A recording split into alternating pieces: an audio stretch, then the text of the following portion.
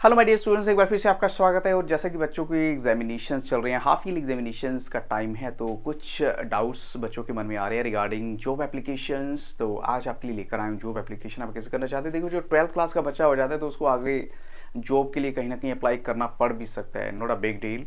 लेकिन job application लिखने का क्या मेथड होगा जो आपको 5 में से 5 मार्क्स दिलवाएगा, वो मैं आपको सिंपल वे से बताने वाला हूँ। तो सबसे पहले हम बात करेंगे जॉब एप्लीकेशन के फॉर्मेट की। फॉर्मेट में सबसे पहले देखिए क्या होगा। फॉर्मेट में सबसे पहले आपने लिखना है अपना एड्रेस। आपका एड्रेस जो है वो टॉप पे आएगा, फिर एक लाइन का स्पेस देखिए, फिर आज की डेट आ जाएगी 13 सितंबर 2023, फिर एक लाइन का स्पेस देखिए, रिसीवर का एड्रेस आ जाएगा। उसके बाद आपने सब्जेक्ट लिखना है application for the post of. अब एप्लीकेशन जो है वो आप स्कूल की जॉब के लिए भी हो सकती है, किसी कंपनी की जॉब के लिए भी हो सकती है, डिपेंड्स ऑन कि किस तरह की आपको वैकेंसी मिली है। और फिर सर या मैम यानी जो सैल्यूटेशन होती है। अब कोशिश क्यों करते हैं कि इस एप्लीकेशन को हम 3 पैराग्राफ में दे, अगर 3 नहीं भी होते तो एटलीस्ट 2 पैराग्राफ तो आपको मिनिमम इसमें रखने हैं। तो फर्स्ट पैराग्राफ क्या होता है, ये आपकी जो लाइन है ये फिक्स रहेंगी। अगर आप चाहें तो इसी को क्रैम कर सकते हैं, लर्न कर सकते हैं, और किसी भी जॉब एप्लीकेशन में ये लाइन से अगर आप स्टार्टिंग देते हैं तो that's going to give you full marks. This is with reference to advertisement published in the name. आपको यहाँ नेम ऑफ द न्यूज़पेपर डालना है, जो भी Tribune, the Times of India, for the post of, फिर पोस्ट बतानी है कौन सी, I would like to apply for the same. मैं सेम पोस्ट के लिए अप्लाई करना चाहता हूँ।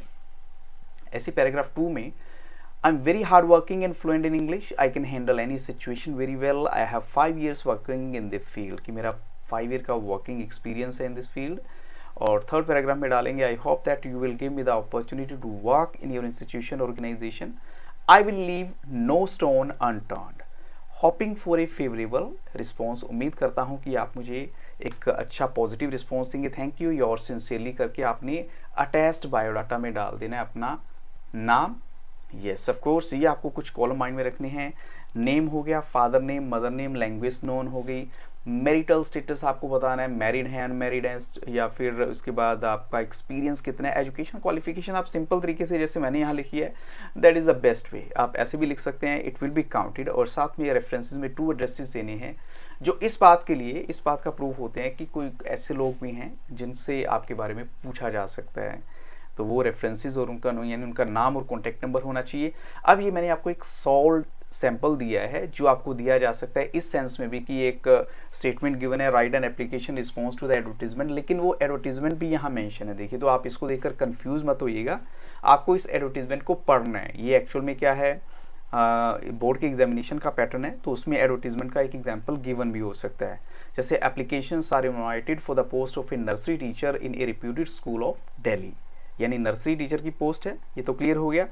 कैंडिडेट के पास क्या होना चाहिए, must be qualified with at least 5 years experience of teaching pre primary classes and he और she should be creative and innovative. Mention additional skills, interest and achievements. Interested candidates should apply to the principal Aakash Ganga international school within 10 days with detailed biodata. यानी आपको 10 days के अंदर जब ये publish हुआ है उसके बाद आपको अपना वहाँ पर रिज्यूमे डालना ही डालना है। सिंपल वही है, यहाँ एड्रेस गिवन नहीं, आप अपना एड्रेस दे सकते हैं, नो इश्यू, कोई वहाँ प्रॉब्लम नहीं होगी। यानी ये आपका एड्रेस सबसे पहले आ जाता है, फिर डेट आती है, फिर प्रिंसिपल जिस स्कूल के हैं उनका एड्रेस है, फिर subject application for the post of nursery teacher mention है, फिर sir. So this is in response to advertisement. ये थोड़ी सी लैंग्वेज माइनर सा डिफरेंस है, otherwise everything is the same. आपको कोई कंफ्यूजन होने की इसमें लेने की जरूरत नहीं है। और I am post graduate in English with experience of 2 years. I am a very hardworking and honest person and have been fulfilling my duties with utmost sincerity. I assure you that I shall prove to be an asset to your school and I am also enclosing my resume for your perusal. यानी perusal का मतलब होता है आपकी consideration के लिए मैं अपना बायोडाटा भी दे रहा हूँ। Thank you, your sincerely. नीचे आपने अपना नाम दे दिया, एनक्लोज रिज्यूमे में आपका डिटेल आ जाएगी, name, mother name, father name, address, mobile number, email address जरूर दीजिएगा, अपना मोबाइल नंबर जरूर दीजिएगा, एज, मैरिटल स्टेटस और एजुकेशनल क्वालिफिकेशन जैसा मैंने ऑलरेडी आपको बताया है। ऐसी एडिशनल क्वालिफिकेशंस भी आप दे सकते हैं। फिर एक है जैसे language known, job experience, references, नीचे आपका नाम और रिज्यूमे।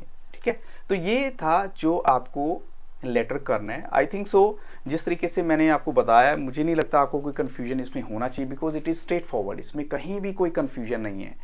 आप 3 पैराग्राफ को लर्न कर लीजिए, एज इट इज़ वहाँ पेपर में लिख देंगे तो कोई आपके मार्क्स नहीं कट करेगा, क्योंकि आपने प्रॉपर फॉर्मेट को फॉलो किया है। So I wish you all the very best, thank you very much and have very nice day.